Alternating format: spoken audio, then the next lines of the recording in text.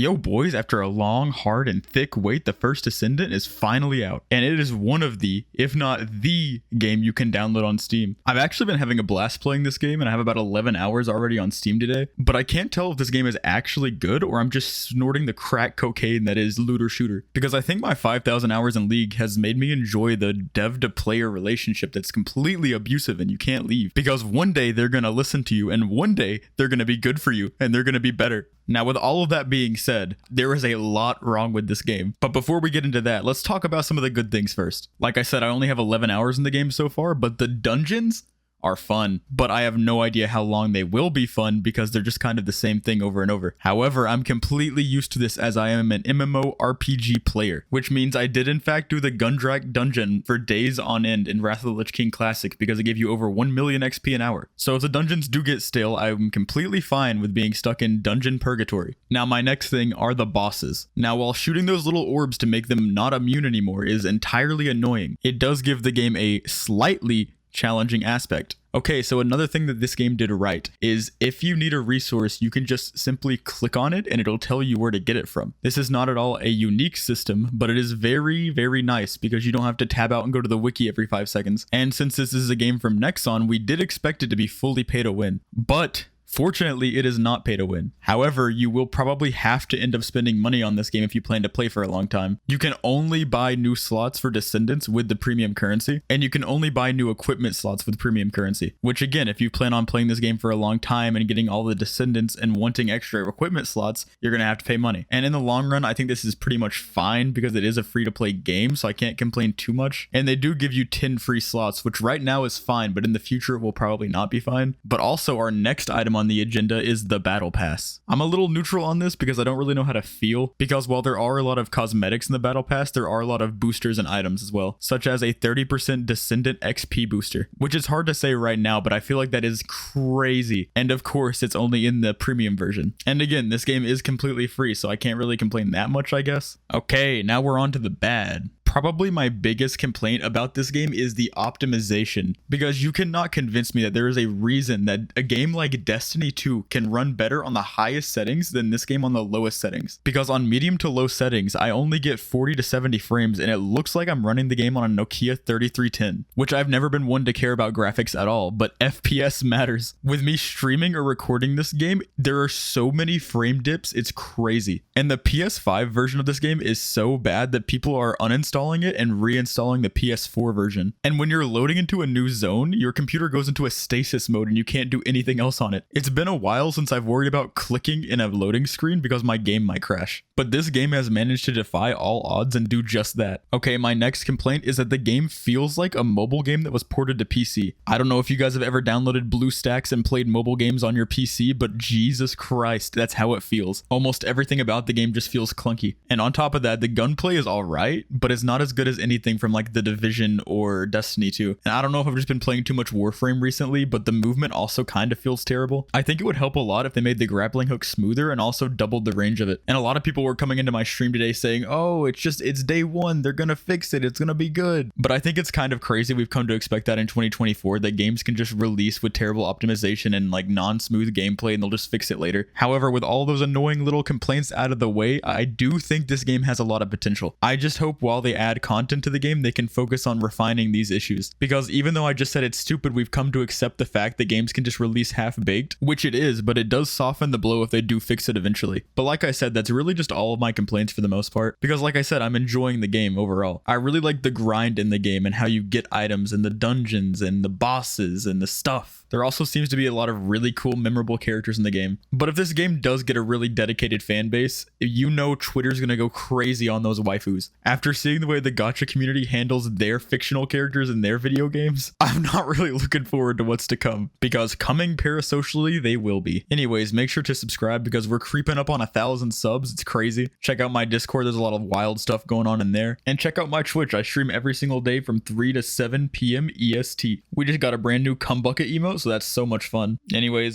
see ya.